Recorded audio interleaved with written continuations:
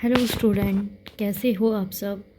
तो आज हम पढ़ेंगे एंडोजेनेटिक एंड एक्सोजेनेटिक फोर्सेस। कल हमने कुछ फंडामेंटल कॉन्सेप्ट पढ़े थे जियोमॉर्फोलॉजी के। आज डे 2 है, तो आज हम पढ़ रहे हैं एंडोजेनेटिक और एक्सोजेनेटिक फोर्सेस। तो सबसे पहले पढ़ेंगे हम अर्थ मूवमेंट, मतलब अर्थ कैसे कैसे मूवमेंट करती है। The first, the heat generated by the radio active elements in the earth interior. जो हमारी हीट जो जनरेट होती है वो रेडियो एक्टिव एलिमेंट्स हमारी अर्थ के अंदर इंटीरियर में जो अपनी क्रस्ट होती है वहाँ पे कुछ पार्ट्स हैं इंटीरियर। तो ये हम अर्थ इंटीरियर बहुत डिटेल में टॉपिक आगे करेंगे, ठीक है। सेकंड पॉइंट कहता है movement of the curtain plates due to tectogenesis. Sorry, curtains नहीं आएगा, movement of the crystal plate. कुछ क्रिस्टल प्लेट्स होती हैं, ठीक है। यहाँ पे मूवमेंट ऑफ कर्टेन्स की जगह आएगा क्रिस्टल प्लेट। यहाँ पे आएगा क्रिस्टल प्लेट्स। कुछ क्रिस्टल प्लेट होती हैं जो फॉर्म करती है टेक्टोजेनेसिस। जो हमारी प्लेट होती है उससे क्या करती है, मूवमेंट करती है। थर्ड आता है forces generated by rotation of earth. Force generate होते हैं जब अर्थ रोटेशन करती है। कुछ फैक्टर्स होते हैं climate like wind, precipitation, pressure, belts. ये हमने कुछ क्लाइमेटिक फैक्टर है। एंडो का मतलब क्या होता है, जो अंदर हो, इंटीरियर, अंतर्जातीय बल, और एक्सोजेनेटिक बहिर्जातीय बल, ठीक है। फिर हम आगे करते हैं जियोमॉर्फिक प्रोसेस। क्या होती है जियोमॉर्फिक प्रोसेस, जो एंडोजेनेटिक और कुछ एक्सोजेनेटिक जो फोर्स होती हैं, जो फिजिकल स्ट्रेस लगता है उसमें एक केमिकल एक्शन होता है, जो अर्थ के जो मटेरियल्स हैं, फिजिकल स्ट्रेस क्या होता है, जैसे कि कोई भी, जैसे बारिश आती है, कोई भी चट्टान होगी तो क्या हो जाता है, वेदरिंग हो जाती है।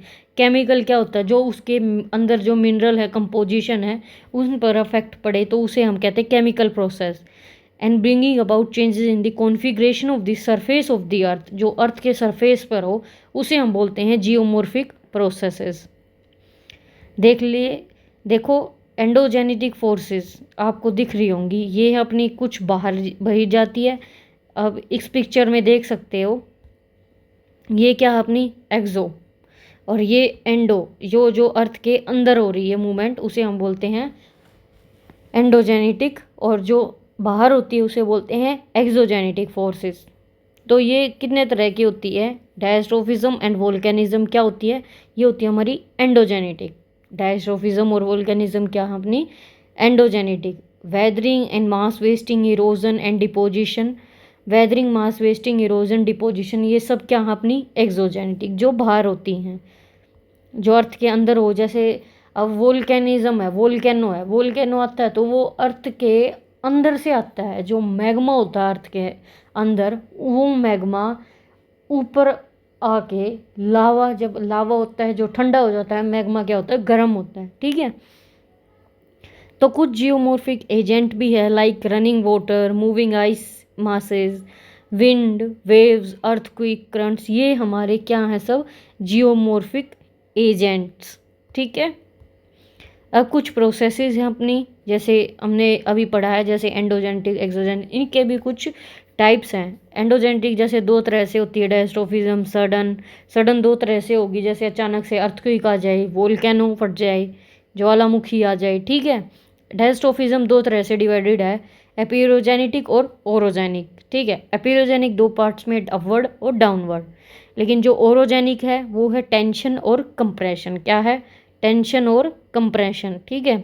ये आप देख लो, ये इनके पॉइंट्स है, याद रखना। एक्सोजेनेटिक जो होता है अपना, ठीक है, उसमें क्या आता है, वेदरिंग आता है, फिजिकल आता है, व केमिकल, बायोलॉजिकल। ये तीन तरह की वेदरिंग होती है। कितने तरह की होती है, तीन तरह की वेदरिंग होती है। इरोजन कितने तरह का होता है, आइस से होता है इरोजन, रिवर वाटर से होता है, सी से होता है, विंड से होता है, अंडरग्राउंड वाटर होता है, ठीक है। तो ये अपना क्या है, चलो नेक्स्ट चलते हैं। देखो ये अपनी क्या अर्थ की क्रस्ट है, डायग्राम को अच्छे से देखो। अर्थ की क्रस्ट में जो भी चीज़ें होती हैं, वोल्केनो होता है, वो अर्थ के अंदर से आता है, ठीक है। जो बाहर होती है वो फिजिकल वेदरिंग होती है। मैकेनिज्म देख लो हीट ट्रांसफ़र का, अगर हम कोई भी चीज़ रख रहे हैं, सबसे पहले अगर कोई पतीला ही रख लो, गैस पे हमने रख दिया, तो सबसे पहले ये तो है नहीं पानी गर्म हो जाएगा, सबसे पहले हीट, जहाँ हीट जाएगी सबसे पहले हिट करेगी। अब पतीले का जो नीचे का हिस्सा होगा, ठीक है, सबसे पहले क्या होगा, वो गर्म होगा, फिर कहीं जाके बबल्स बनेंगे, नीचे का पानी ठंडा हो गर्म होगा, फिर ऊपर का होगा, तो क्या होगा, वो ऐसे फिर जाके क्या होगा, फिर इवेपोरेशन होएगी, भाप बनेगी, फिर उड़ेगा, ठीक है। तो ये सब होता है, ये है ही ट्रांसफर का। फिर आते हैं एंडोजेनेटिक फोर्सेस, यहाँ से स्टार्ट करते हैं हम। Earth movement are mainly two types. Earth मतलब क्या करती है, जो एंडोजेनेटिक हमने बताया, एंडो का मतलब जो इन, अंदर, अर्थ के अंदर जो भी प्रोसेस होती है उसको हम बोलते हैं। ये दो तरह से बताई थी हमने, डायस्ट्रोफिज्म और वो सडन मूवमेंट, ठीक है। सडन मूवमेंट में दो बताए थे, वोल्केनो होगा, अर्थक्वेक होगा। जहाँ से एनर्जी एमिट करती है, अंदर जाती है अर्थ के, तो मेन फोर्स क्या हो जाता है, एंडोजेनेटिक, ठीक है। जो भी मेन फोर्स होगा तो उसे हम बोलते हैं अपना एंडोजेनेटिक प्रोसेस। जिस जनरली इज मोस्टली जनरेटेड कहाँ होती है, ये एनर्जी मोस्टली जनरेट होती है रेडियो एक्टिविटी पे। जब अर्थ रोटेशन करती है, टाइडल फ्रिक्शन होता है, प्रीमोडियल हीट होती है अर्थ के अंदर, जब क्या होता है, एनर्जी मोस्टली जनरेट हो जाती है, ठीक है। फिर सबसे पहले आता है diastrophism forces and movement. Diastrophism forces है इंक्लूड, इसमें दोनों तरह की प्रोसेस होगी, हॉरिजॉन्टली भी होगी और वर्टिकली भी होगी, ठीक है। Due two forces deep with the earth, क्योंकि ये जो फोर्सेस हैं वो अर्थ के क्या हैं, डीप में हैं, डीप इन द अर्थ, अर्थ के डीप में ये सब चीज़ें हैं। तो जो भी फोर्सेस होगी वो वर्टिकली भी होगी और हॉरिजॉन्टली भी होगी। दिस ऑल्सो, इस टर्म को हम कंस्ट्रक्टिव फोर्सेस भी बोलते हैं। क्या बोलते हैं, कंस्ट्रक्टिव फोर्सेस। फर्दर हम इनको दो टाइप्स में डिवाइडेड करते हैं, एपिरियोजेनेटिक मूवमेंट और ओरोजेनेटिक मूवमेंट। जो अपनी एपिरियोजेनेटिक मूवमेंट है, सबसे पहले हमें मतलब पता होना चाहिए कि एपिरियो क्या होता है। क्या होता है एपिरियो, एपिरियोस का मतलब है कॉन्टिनेंट। क्या मतलब है, कॉन्टिनेंट। और जेनेसिस का मतलब क्या है, ओरिजिन, यानी ओरिजिन होना, ठीक है, किसी चीज़ का बनना, तो उसे हम बोलते हैं वर्टिकल मूवमेंट्स। अगर इसको देखो, एपिरियोजेनेटिक जो भी है अपनी मूवमेंट्स, ये क्या है, ये वर्टिकली क्या करेगी, वर्टिकली वर्क करेगी, वर्टिकली मूवमेंट करेगी। ये दो तरह की है, कितने टाइप्स की है, दो तरह की, अपवर्ड मूवमेंट होएगी और डाउनवर्ड मूवमेंट होएगी। ओरोजेनेटिक मूवमेंट्स, ओरोस का मतलब क्या होता है, क्या होता है ओरोस का मतलब, ओरोस का मतलब होता है माउंटेन। और जेनेसिस का मतलब मैंने बताया था फॉर्मेशन या फिर ओरिजिन। वो हमारी जो एपिरियोजेनेटिक थी वो क्या थी, वर्टिकली, और ये हमारी क्या है, हॉरिजॉन्टली। क्या है ये, हॉरिजॉन्टली। इसको हम टेंजेंशियल फोर्सेस भी बोलते हैं। क्या बोलते हैं, टेंजेंशियल फोर्सेस भी हम इसको बोलते हैं। ये भी कितने तरह की होती है, दो तरह की होती है, अपोजिट डायरेक्शन और टुवार्ड्स ईच अदर। अब हमने देखो ये एपिरियोजेनेटिक जो हमने बताया, इसमें क्या है, एपिरियोजेनेटिक मूवमेंट क्या करती है, अपलिफ्ट करती है, फिर क्या करती है, सबसिडेंस करती है कॉन्टिनेंटल मासेस को थ्रू, एक बार तो अपवर्ड जाएगी, एक बार वो क्या आएगी, डाउनवर्ड आएगी। तो उस मूवमेंट को हम क्या बोलते हैं, एपिरियोजेनेटिक मूवमेंट। बोथ दी मूवमेंट्स, जो भी मूवमेंट्स होएंगी, ये अपवर्ड जाना, डाउनवर्ड जाना, तो वो वर्टिकली होएंगी, ठीक है। तो इसलिए हमने डिवाइड कर रखा है अपवर्ड मूवमेंट में और डाउनवर्ड मूवमेंट में। अगर बात की जाए अपवर्ड मूवमेंट की, अभी हम एक्सप्लेन करते हैं अपने अपवर्ड मूवमेंट को। अपवर्ड मूवमेंट क्या होता है, the upliftment is whole continent, या तो अपलिफ्टमेंट हो पूरे कॉन्टिनेंट का, ठीक है, या फिर कुछ पार्ट का हो। सेकंड, द अपलिफ्टमेंट हो कोस्टल लैंड, या फिर किसका हो, कोस्टल लैंड का हो, इज कॉल्ड इमर्जेंस, ठीक है।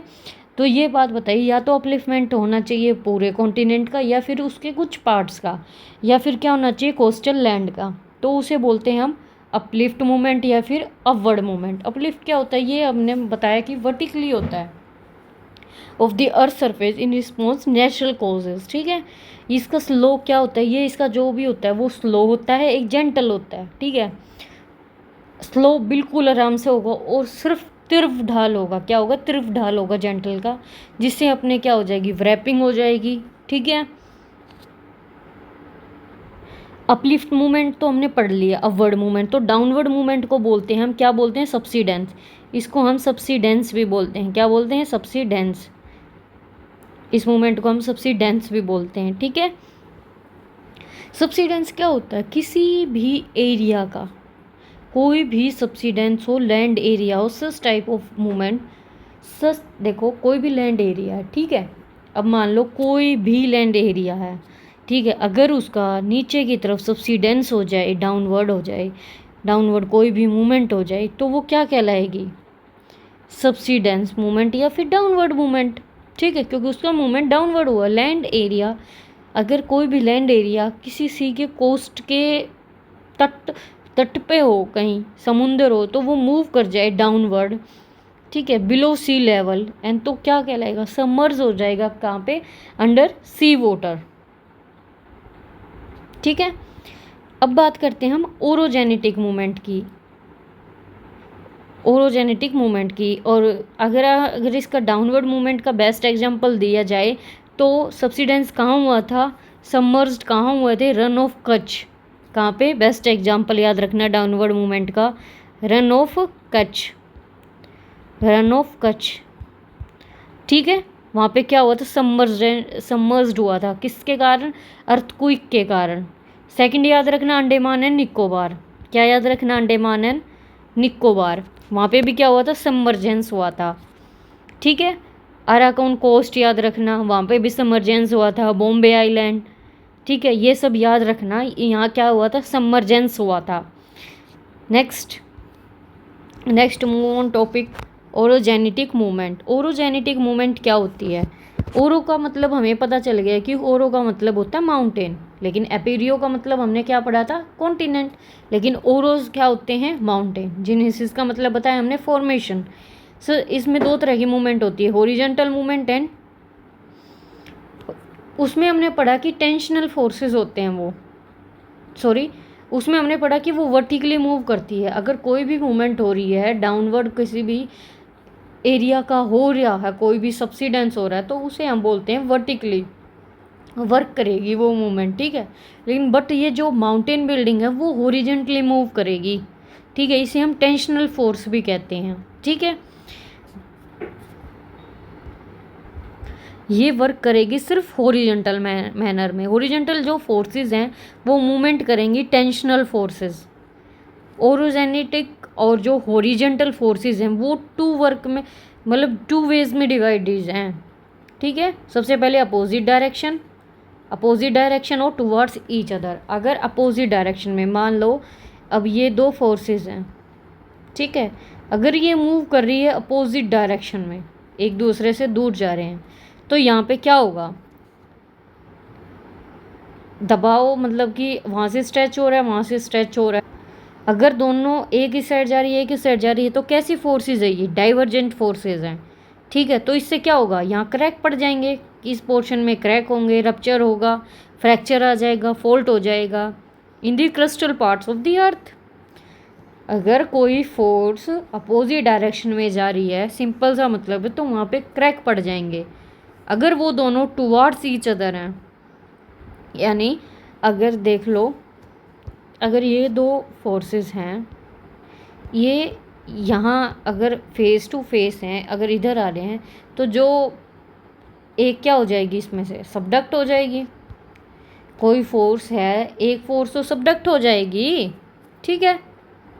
अगर टुवर्ड्स ईच अदर हैं तो उसे हम कंप्रेशनल फोर्सेस बोलेंगे, ठीक है। डाइवर्जेंट बोलते हैं हम जब दोनों डिफरेंट डायरेक्शन में जाते हैं। तो यहाँ पे क्या होनी शुरू हो जाएगी, रैपिंग शुरू हो जाएगी।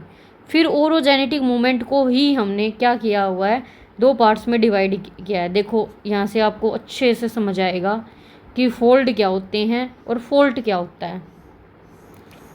ये माउंटेन है, ये वैली है, ये माउंटेन है, ये वैली है। देखो ये अपनी जगह छोड़ चुकी है, तो ये क्या होगा, यहाँ पे दरार आ गई बीच में, तो फोल्ट हो गया, ठीक है। अब फोल्ड में आपको साफ अच्छे से पता चल रहा है कि देखो ये जो ऊपर ऐसे ये एंटीसिक्लाइन है और ये जो नीचे का हो गया सिंक्लाइन है। तो यहाँ पे जो उठा हुआ पोर्शन है ये वाला है, तो ये क्या है, फोल्ड अब कोई पेपर ले लो, आप पेपर को अगर आप दोनों साइड से फोल्ड कर रहे हो, दोनों साइड से फोर्स लग रहा है, तो क्या होगा, वो फोल्ड ही होगा। ठीक है, नेक्स्ट मूव ऑन करते हैं। Orogenic forces are divided into 2 groups. मैंने बताया आपको 2 पार्ट्स में डिवाइडेड है, एक है क्रिस्टल बेंडिंग, एक है क्रिस्टल फ्रैक्चर। ठीक है, crystal bending and crystal fracture. एक में होता है क्रिस्टल बेंडिंग में होएगी रैपिंग होएगी और क्या होएगी, फोल्डिंग। लेकिन इसमें क्या होएगा, जॉइंट्स और फोल्ट, क्या बनेंगे, जॉइंट्स और फोल्ट्स। ठीक है, सबसे मेन बात करते हैं, अगर हम क्रिस्टल बेंडिंग की बात करते हैं तो इसमें क्या होगा, जो फोर्स लग रही है वो हॉरिजॉन्टल लग रही है। आपको पता है, मैंने बोला था कि ओरोजेनेटिक में हमेशा जो वर्क होगा, माउंटेन बिल्डिंग है तो हॉरिजॉन्टल में हो गई, लेकिन एपियोजेनेटिक में कॉन्टिनेंट्स बन रहे हैं तो इसलिए वो वर्टिकली मूव करेगी। यहाँ पे जो क्रिस्टल बेंडिंग है वो हॉरिजॉन्टल फोर्स लगेगा, कहाँ लगेगा, फेस टू फेस। ठीक है, तो कंप्रेशनल फोर्स लगा, टेंजन उसमें टेंशन क्रिएट हुई। ठीक है, तो इसे हम बोलते हैं हॉरिजॉन्टल या फिर कन्वर्जेंट फोर्स। ठीक है, बेंडिंग भी, ये क्या है, जो बेंडिंग भी है वो 2 तरह से डिवाइडेड है, wrapping बताया हमने और फोल्डिंग बताया। ठीक है, the process of crystal wrapping affect larger area of the crust where the crystal part either wrapped raised upward और डाउनवर्ड। जो wrapping होगी वो क्या होगी, अपवर्ड भी हो जाएगी, डाउनवर्ड मूवमेंट भी उसमें क्रिएट होगा। अगर अपवर्ड हो रही है तो अगर कोई भी कन्वर्जेंट फोर्स हॉरिजॉन्टली मूवमेंट की अपवर्ड जा रही है तो उसे हम बोलेंगे अपरैपिंग। अगर फोर्स बेसिन में डिप्रेशन में जाके लग रही है तो उसे हम बोलेंगे क्रिस्टल। क्रिस्टल कोई भी एरिया है अपना, ठीक है, अगर कोई बेसिन है, लगा लो ये कोई बेसिन, ठीक है, अगर वो इसके डिप्रेशन में जाके फोर्स लग रही है तो उसे हम क्या बोलेंगे, डाउन रैपिंग। डाउन रैपिंग ही बोलेंगे। ठीक है, लेकिन जो अपने फोल्ड्स होते हैं वो बहुत तरह के होते हैं। ठीक है, अभी हम इन्हें इतना ही पढ़ते हैं, लेकिन जो नेक्स्ट क्लास स्पेशल फोल्ड की अलग, फोल्ड्स की अलग, नेक्स्ट क्लास अलग से इनकी होएगी। तो इसलिए बस इतना बताया जा रहा है इसमें कि ये पार्ट्स होते हैं। क्रिस्टल फ्रैक्चर में जॉइंट्स होते हैं, फोल्ड्स होते हैं। ठीक है, अब जितना बताया जा रहा है फ़िलहाल उतना करो और इतना इनफ है। जो यहाँ से बताया है वो इसके हिसाब से ठीक है। नेक्स्ट पार्ट हम फोल्ड का अलग से करेंगे, ठीक है, फ्रैक्चर का अलग से करेंगे, फोल्ड का ये सब करेंगे, अर्थक्वेक के बारे में डीपली स्टडी करेंगे। अब देख लो, यहाँ से आपको पता चल रहा होगा फोल्डिंग और रैपिंग। फोल्डिंग आपको नज़र आ रही होगी, जब फोल्ड्स बनते जाते हैं तो क्या होता है, फोल्डिंग होती है। ठीक है, टेंशनल देख लो, कंप्रेशनल देख लो, ये नॉर्मल फोल्ट है, रिवर्स फोल्ट है। टेंशनल फोर्स में जब फोर्स अपोजिट डायरेक्शन में जा रही है, ये देख लो, मैंने बताया था अगर अपोजिट डायरेक्शन में जा रही है तो टेंशन क्रिएट होगा। टेंशन क्रिएट होगा तो क्या बनेगी, दरार आ जाएगी बीच में। कंप्रेशन, जब दोनों साइड से फोर्स इकट्ठा लग रहा है फेस टू फेस, तो उसमें कंप्रेशन, खिंचाव इकट्ठा होगा तो उससे क्या बन जाएगा, कंप्रेशन। नेक्स्ट सडन मूवमेंट हमने पढ़ा था, अर्थक्वेक से होती है, किससे होती है, अर्थक्वेक से और वोल्केनो से। ठीक है, अर्थक्वेक क्या होता है, जब वाइब्रेशन क्रिएट हो जाए। वोल्केनोज जो अर्थ के इंटीरियर में आए, अर्थ के अंदर। ठीक है, opening of the earth crust, volcano क्या होता है, opening of the earth crust to which gases molten rock materials like lava, ash, steam etcetera, ये सब क्या हो, बाहर निकल के आए एकदम, उसको हम क्या बोलते हैं, वोल्केनोज। ठीक है, वोल्केनोज भी बहुत तरह के होते हैं, कुछ पॉइंट साइन के भी, उनको हम नेक्स्ट क्लास में जो अलग से अर्थक्वेक की वोल्केनो की होगी उसमें डिस्कस करेंगे। इसमें देख लो, अर्थक्वेक जहाँ से वो स्टार्ट होता है फोकस, और जहाँ पे सबसे पहले जाके हिट करता है, जिस जगह पर आया है वो होता है एपिसेंटर। ठीक है, देख लो, फोकस, फॉल्ट, एपिसेंटर, जहाँ हिट किया, जो हमारी प्लेट्स हैं मूव करती रहती हैं। ठीक है, वोल्केनोज देख सकते हो आप पिक्चर में, मैग्मा चैम्बर होता है, वहाँ से क्या होता है, मैग्मा निकलता है, बाहर निकलने के बाद लावा बन जाता है, ठीक है, लावा बन जाता है, फिर ठंडा हो जाता है। एंडोजेनेटिक हम पढ़ चुके हैं, अब हम पढ़ रहे हैं एक्सोजेनेटिक फोर्स, जो अर्थ के बाहर होती है, जो अर्थ के एटमॉस्फेयर से रिलेटेड है, ठीक है, all about related to the earth atmosphere. Exogenetic forces क्या होते हैं, इसमें क्या होता है, इसमें ना डेनुडेशन की अनुछादन होगा, ठीक है, क्या होगा, अनुछादन, weathering, mass wasting, erosion, deposition, ये सब किस में होता है, हमारा एक्सोजेनेटिक में। बाहर का जो एरिया है अर्थ का, वहाँ पे ये सब चीज़ें होती हैं। डेनुडेशन क्या होता है, exogenetic process is covered under a general term is called denudation, ठीक है। Weathering, mass wasting, erosion, deposition. अगर बात की जाए वेदरिंग, वेदरिंग बताया कि 3 तरह की होती है, physical weathering, chemical weathering, biological weathering. जो फिजिकल वेदरिंग होती है वो हमने यहाँ लिखी हुई है, gravitational force is such as overburden, pressure, load and shearing stress. अगर ग्रेविटेशनल फोर्स ज़्यादा लगे, ठीक है, सिंपली अगर इसको मैं डिफाइन करूँ, अभी देखो, मान लो ये कोई रॉक है, ठीक है, बारिश आई तो इसमें नमी हुई, ठीक है, फिर सूरज की किरणें हुई, धूप आई, फिर इसमें धूप ड्राई होगी, सूख गई, फिर वापस बारिश आई तो इसमें धूप, एक टाइम ऐसा आएगा ये कटनी शुरू हो जाएगी, यहाँ से ये अपनी जगह छोड़ देगी, तो वो क्या हो जाएगी, फिजिकल वेदरिंग। क्यों, क्योंकि क्या होता है, एकदम से ठंडा होना किसी चीज़ का, फिर गर्म हो जाना, फिर ठंडा होना, तो क्या हो जाएगी, ब्रेक होना शुरू हो जाएगी, धीरे धीरे क्या हो जाएगी, ब्रेक होना स्टार्ट कर देगी, ठीक है। ये था, देख लो, यही एग्जांपल मैंने आपको बताया था अभी। थोड़ा सा स्पेस बना तो वाटर हो गया, फिर थोड़ा और स्पेस बना, फिर पानी आया, जैसे धूप की किरणें, रह गया, फिर एक टाइम ऐसा आएगा वो ऐसे कन्वर्ट हो जाएगा, वो होती है अपनी फिजिकल वेदरिंग। क्या होती है, physical weathering. Unloading and expansion, क्या हो जाएगा, एक्सप्लोरेशन, जिसमें बनेंगे स्क्री, बनेंगे टोलस, बनेंगे।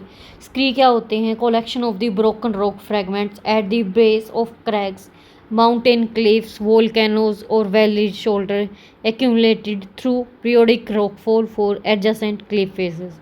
मतलब कि क्या होता है, स्क्री को अगर हम एक्सप्लेन करें तो स्क्री क्या होता है, इसका मतलब कि जो रॉक जो टूट चुके हैं, जो छोटे छोटे फ्रेगमेंट्स हो चुके हैं, उसको हम क्या बोलते हैं, स्क्री बोलते हैं, ठीक है। जो हमारे, अगर कोई भी चट्टान है उसके छोटे छोटे टुकड़े हो गए हैं तो उसको बोलते हैं हम स्क्री।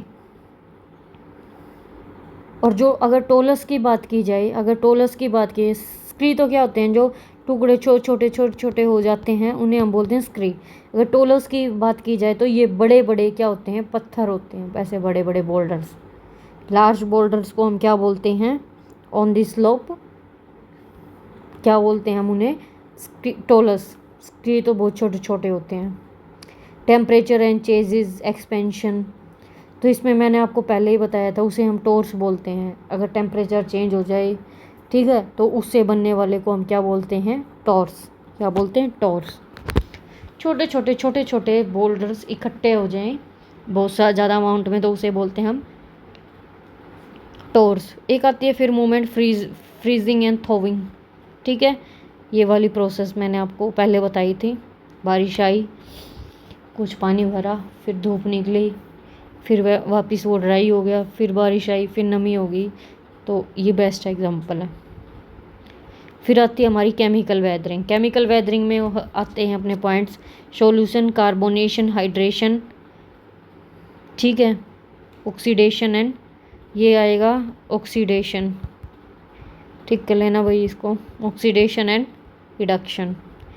तो सबसे पहले हम पढ़ते हैं सॉल्यूशन। सॉल्यूशन क्या होता है, कोई भी डिज़ोल्व वाटर और एसिड क्या हो जाए, डिज़ोल्व हो जाए कंटेंट, तो उसको बोलते हैं हम सॉल्यूशन। क्या बोलते हैं, जैसे कि मिनरल्स हो गए, like calcium carbonate, magnesium bicarbonate present हो किसमें, लाइमस्टोन में, चूना पत्थर में, तो सोल्यूबल क्या हो जाएं, वो घुल जाएं, ठीक है, तो उसे हम बोलते हैं सॉल्यूशन।